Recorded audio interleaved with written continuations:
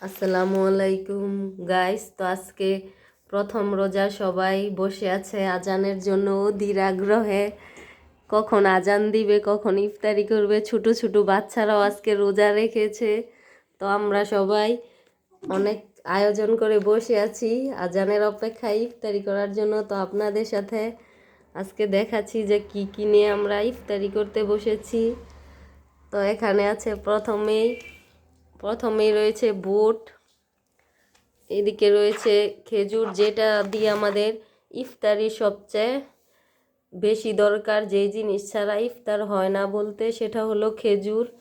আমাদের প্রিয় নবী হযরত মুহাম্মদ সাল্লাল্লাহু আলাইহি ওয়াসাল্লাম বলেছে ইফতারির করার জন্য খেজুর আর পানি যথেষ্ট। কিন্তু আজকাল আমরা নতুন যুগে এসে কত খাবার খাচ্ছি। তো তারপর রয়েছে পেঁয়াজু, বেগুনি, আলুর চপ, বুরিন্দা, আর এই সাইডে রয়েছে আমার ছাদ বাগানের কাঁচামরিচ আর চাশনি পাতা।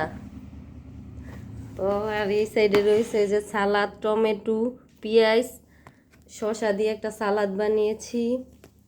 এদিকে ফলমূলও রয়েছে, ফলের মধ্যে রয়েছে আঙ্গুর, আর রয়েছে আপেল, রয়েছে আনারস, আর এই যে বুলের ভর্তি মুড়ি রয়েছে। মুড়িটা খুলি নাই, কারণ মুড়িটা খুললে মুড়িটা পুতিয়ে যাবে, এই জন্য। তো আর রয়েছে নুডলস। তো এই যে সবশেষে একটা জিনিস রয়েছে, এটা হলো শরবত। তো এখানে গুড় দিয়ে শরবত বানিয়েছি। গুড় আমাদের মানব দেহের খুব উপকারী একটা জিনিস। সাথে দিয়েছি তুকনা, ইসব জলের ভুসি। তো আমাদের আজকে ইফতারির আয়োজনে এগুলোই রয়েছে। তো আজান দিয়ে দিয়েছে, আমরা অধীর আগ্রহে বসেছিলাম আজানের জন্য। তো এখন সবার গ্লাসে গ্লাসে শরবত দিয়ে দিচ্ছি। শরবত খাবে সবাই। প্রথমেই সবাই খেজুর আর শরবত খাওয়ার পর এখন মুড়ি মাখানো হচ্ছে।